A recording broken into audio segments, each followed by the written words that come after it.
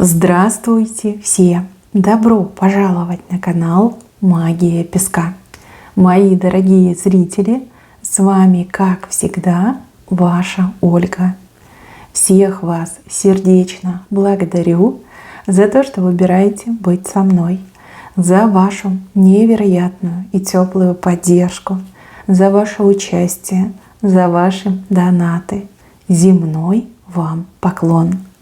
Сегодня у нас будет отсыпочка на такую тему. На что откроют вам глаза ангелы? Чего не видите, чего не знаете и не замечаете. Загадайте, пожалуйста, на себя, попросите своих ангелов, ангелов-хранителей открыть вам глаза, открыть вам правду. Ну и давайте узнаем. Я прошу высшие силы дать мне возможность ответить на все ваши вопросы и послать для вас только самую важную, нужную и полезную информацию.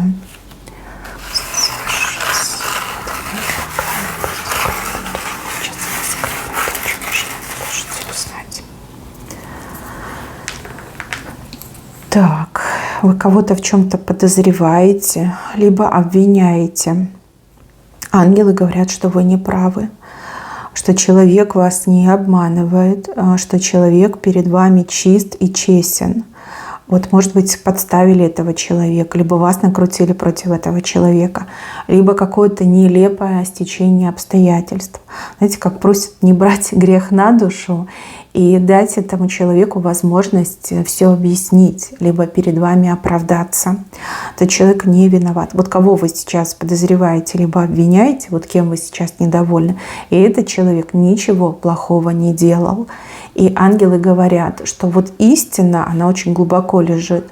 Дай этому человеку возможность себя обелить, да? Дай возможность поговорить, дай возможность объяснить ситуацию. Мне идет, что женщина мужчину в чем-то подозревает, либо обвиняет. И вы такую позицию заняли, то ли вы его заблокировали, то ли к себе не подпускаете, то ли видеть не хотите, а может быть все вместе. А он ведь ничем не виноват. Он прям и душой, и сердцем к вам стремится. Вот ему прям, и хочется, и важно вам все объяснить, все доказать. Он может это сделать. И поверьте, у него есть аргументы, у него есть доказательства. Вот, просто дайте ему сказать, просто послушайте его. Не рубите с плеча, вы не правы. Именно это говорят вам ангелы. Вот, знаете, как будто бы вы лишаете себя его счастья. Зачем вы это делаете? Вы всегда успеете обидеться, да? Но дайте возможность человеку оправдаться. Он перед вами не виноват. Не обманывал, не изменял, не пренебрегал, ни зла не желал, да, ничего этого нет. Там просто стечение обстоятельств, либо вас специально против него накрутили, чтобы вы вот прям обиделись на него, поссорились бы с ним и не общались, и не встречались. Вот мне идет такая информация. Дальше. Показывают вас и показывают, что вы что-то неправильно делаете. Вот у вас что-то не получается, вы думаете, это не мое, да, не стоит мне этим заниматься. Опять же, вы не правы, вы просто это делаете неправильно, у вас неправильный подход. Да? Может быть, вам следует изучить этот вопрос, навести справки, пообщаться с какими-то экспертами, знатоками, теми, кто уже давно в этой теме, да, либо кто работает в этой сфере, в секторе. Вам информации не хватает, у вас знаний, вот у вас не хватает знаний. Нельзя бросать, нужно сначала изучить этот вопрос, потом попробовать согласно тех знаний, которые вы получили, и поверьте, будет просто шикарный результат. Смотрите, у вас вот стрелка в руках, она вот просто вот слева направо еще вверх идет. То есть у вас все получится. Не бросайте то, что не получается, просто изучите, найдите информацию и попробуйте по-другому. Да, это ваше дело, да, оно принесет потрясающий результат, бросать нельзя. Надо учиться, нужно прокачивать свои знания и нужно обретать новые знания, да, для того, чтобы добиться этого успеха. Не бросать, не отказываться, не бросать. Вы просто что-то делаете не так, либо неправильно. никто не рождается с абсолютными знаниями, согласитесь, правильно? Ребенок рождается, но вообще не умеет ходить, ползать не умеет, голову не умеет держать. Мы всему учимся. В процессе жизни мы постоянно учимся. И это нормально. Это не против вас.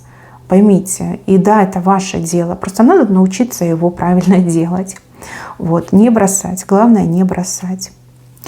Еще здесь показывают какой-то выбор. Выбор, который сейчас не надо делать, либо не время, не место делать выбор. Этим выбором вы как-то себя чего-то лишите, либо ограничите. Может быть, выбор недостойный, а может быть, надо подождать чуть-чуть, и тогда и будет из чего выбрать. То есть с выбором сейчас не спешите, отложите. Отложите, возможно, до следующего месяца, либо до следующей недели. Да? Вот сейчас спешить с выбором ни в коем случае нельзя. А то сами себя как-то вот лишите, либо накажете, как сами себя ограничите. Не надо. Выбор сейчас делать не надо. Избегайте выбора любой ценой. Поверьте, вы поймете, о чем речь шла. Чуть позже поймете. И еще вам ангелы говорят о том, что вам очень много людей завидуют. Причем завидуют как и чужие, так и свои. Просто вдумайтесь, да? И чужие, и свои. Свои — это вот самый ближний круг общения, это семья, это родственники, это друзья. Зависти очень много. Вы такой яркий человек, необычный человек. Человек, который не плачется, а вот дело свое делает, да, либо идет вот прям до победного. И вот зависть идет, потому что другие так не могут, так не умеют. Да, эти люди вас знают, они видят, как вы упорно, старательно работаете, каким трудом вам все это дается, потом, кровью. Но зависть все равно есть. И вам нужно обязательно от зависти защищаться. Потому что зависть, она как яд, она отравляет. Отравляет того, кто завидует, и отравляет того, кому завидуют. Надо защищаться, поменьше распространяться о себе, о своих планах, о своих действиях, о своих достижениях. Радоваться скромнее, наверное, надо. Хотя это вообще как-то глупо звучит, да? Радость, она ведь на то и радость, что это яркое чувство. Его нельзя в себе вот как-то сдержать. Наверное, меньше говорить о своих планах, и обязательно какую-то защиту надо, хотя бы вот минимальную защиту иметь, для того, чтобы эту зависть от себя хотя бы вот как щитом отражать. Да, может быть, молитвенный щит вам необходим, может быть, какой-то оберег, может быть, даже какие-то вещи, да, которые, яркие вещи, например, да, способны первый вот этот завистливый взгляд, темный, червивый взгляд на себя принять. Зависть есть, она никуда не девается. Завидовать начинают все больше и больше людей. Может быть, уровень жизни у людей ухудшается, может быть, дела у людей ухудшаются. Но вот зависть, она прям нарастает. Мне идет, что нарастает. С этим обязательно надо что-то делать. И еще показан момент, который связан с вашей работой. Работа. 2, 3, 9. Но тут либо вы найдете себе работу по любви, либо вам нужно, вот, чтобы стать успешным, богатым человеком, работать по любви. То есть работа должна не только деньги приносить, но и нравиться, вот, чтобы вы любили свое дело. Также 2 может говорить о том, что у вас проблем с работой нет, либо вы домохозяйка, но у вашего, например, там, сына, либо дочери проблемы, либо проблема у вашего любимого человека с работой. Если проблема не у вас, а у вашего близкого человека, то здесь вот через людей, через 3 работа найдется. Как по рекомендации, либо кто-то посоветует, кто-то пригласит, словечко замолвит, да, работа найдется. Если речь идет о вас, то вы успешны, либо успешным станете только в том деле, которое будете вот прям любить. Да? Я люблю заниматься там чем-то, и вот там я стану успешным, либо успешной. Если сейчас вы заняты нелюбимым делом, то и жаловаться, наверное, не стоит, потому что нелюбимое дело не даст вам ни карьерных высот, ни хороших заработков, да, вот как впустую, холостую работаете.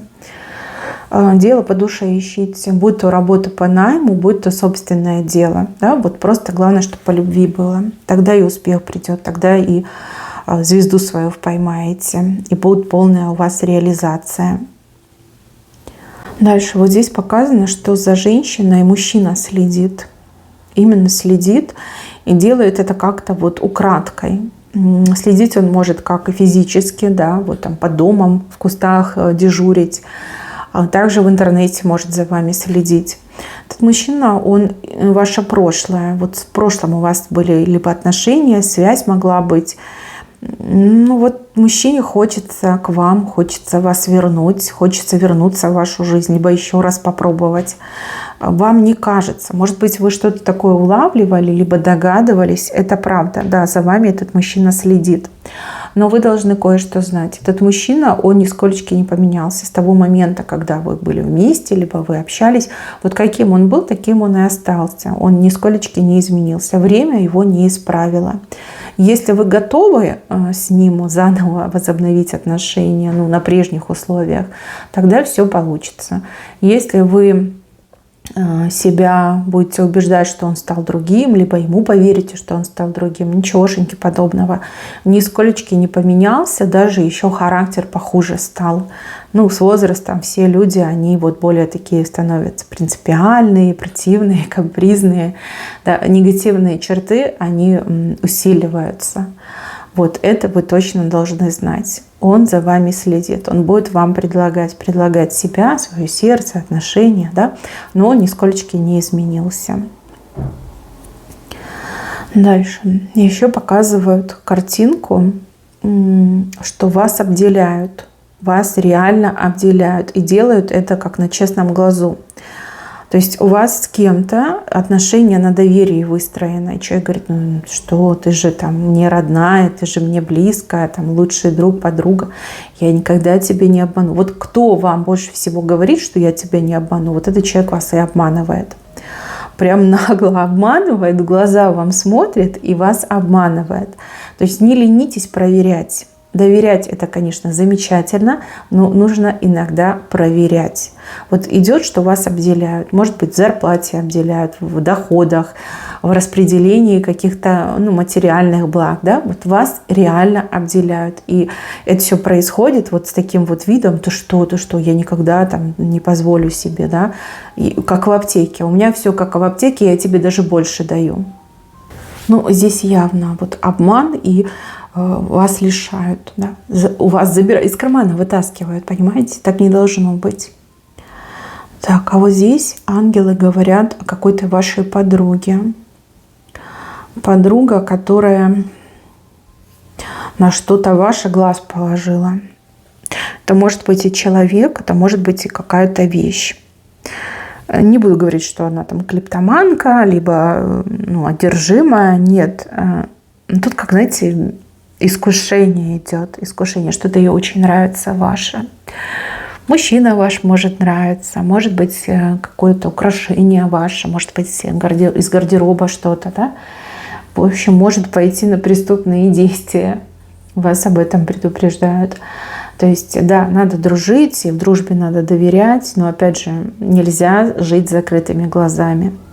Если что-то не так и не то лучше это пресекать, да, не допускать трагедии, либо не допускать каких-то непоправимых ситуаций. Может быть, вы много лет дружите, да, и ваша дружба, там, всякие испытания проходила, да, и вы там с этой подружкой в огонь и воду, там, все повидали. Но, опять же, эта женщина, она под искушением находится. Под искушением. Там уже какие-то звоночки вам были, а вы их так вот прям проморгали и успешно проигнорировали. Звоночки были, даже что-то вы такое видели, и о чем-то начинали догадываться, потом такая: да что это я, это же моя подруга, да? Вот сами себя как будто бы отговорили. Вам уже пытались ангелы глаза открыть, почему-то не стали к этому прислушиваться, присматриваться, и так рукой махнули, да? И все дальше продолжается, идет по накатанной. Да, сейчас вы подруги, а в будущем можете стать непримиримыми врагами, вот если это плохое случится. Это, конечно, ваша жизнь, и вам ее жить. Но вот что есть, то я вам и сказала. Так, а вот здесь говорят, что вам нужно двигаться. Кто-то из вас прям засиделся. Может быть, у вас какой-то не очень активный образ жизни. Может быть, вы там на работе сидите, дома приходите, да, особо не ходите. Движение, нужно больше движения. Кто-то засиделся, выходить из дома надо, гулять, может быть, спортом заниматься. Какие-то вот застойные процессы идут. Именно вот организм страдает, тело ваше страдает, отеки могут идти, нарушаться, замедляться кровооборот, да, метаболизм тоже страдает из-за этого. То есть вы тем, что ограничиваете движение, вы сами себя губите, как приговор себе подписываете. Конечно, страшно прозвучит, но поймите, чем больше движения в вашей жизни, вот активного движения, не просто так вот вышел, прошелся и зашел, нет, там побегать, попрыгать, руками подрыгать, ногами подрыгать, да, тем вы дольше продлите себе молодость и крепкое здоровье. Вот кто-то четко засиделся, в 4 стенах засиделся, и вы считаете, что это норма. И, кстати, вы уставать очень быстро стали. Вроде как не успели проснуться, туда-сюда уже устала. Да? Там, обед приготовила и устала. Вот такие ощущения.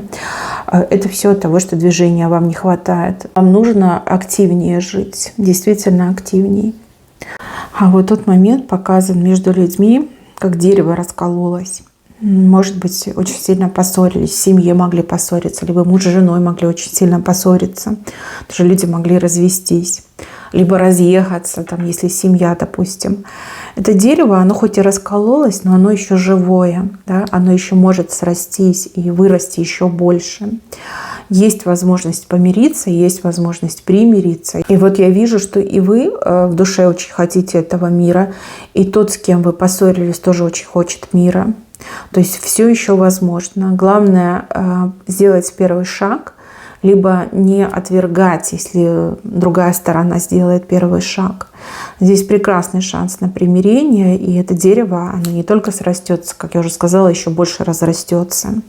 Все-таки лучше в миру жить, чем в ссорах, в разводах, в разъездах. И лучше живое общение, чем вот эта тишина, в которой вы сейчас находитесь. Ну, плохо. Вот плохо вам друг без друга. Вы можете мне 1000 аргументов привести, что хорошо. Я в отсыпке вижу, что вам двоим плохо. И вам плохо, и другому человеку плохо. Так, еще здесь показан какой-то период окончания, не знаю, испытаний, каких-то проверок, ваших испытаний, ваших проверок. Ну вот жизнь у человека очень была сложная. Вас тут проверяли, и высшие силы проверяли, и темные силы до вас докапывались, и люди всякие не очень хорошие вам по жизни попадались, которые прям уроки вам болезненные преподносили. Очень много именно испытаний вы проходили. Не уроков, не отработок, а именно испытаний. Вот как на прочность вас каждый раз испытывали. То, что вы пережили, может как энциклопедией стать, да, вот насколько человеку может в жизни выпасть испытаний, насколько вот человек сильный все это прошел. Смотрите, что показано, что все эти испытания вам не в наказание были посланы, а в назидание были посланы. И кто себя узнал, кто действительно очень многое в жизни пережил, такое, что прям уму непостижимо. Это все было не просто так. Вы изучали эту жизнь, вы изучали людей, вы изучали то, что может происходить с людьми. У вас явно дар, и у вас вот как служение людям идет. Ваш дар, он в служении людям. Скорее всего, вы очень мощным эзотериком станете, судя по этим знакам. Да? Вы видели этот мир, вы видели его насквозь, видели людей насквозь. Вы пережили такое, что вот прям многим и не снилось, и не являлось. То есть вы познали эту жизнь, познали мир, познали людей для того, чтобы обрести свой дар, либо раскрыть свой дар, служить людям. Служить, да, чтобы вы понимали, с чем вы имеете дело, и понимали, как среагировать, как помочь. Ну, мне вот идет знак эзотерика, да, что это все было не просто так и не напрасно, а эти испытания это были как уроки вашего предназначения, и вы очень мощный эзотерик на самом деле. Рождены мощным эзотериком. Ну, вот что есть, то есть, все знаки налицо. Мои хорошие, на этом у меня все. Берегите себя. Всем спасибо за внимание. Всем пока-пока.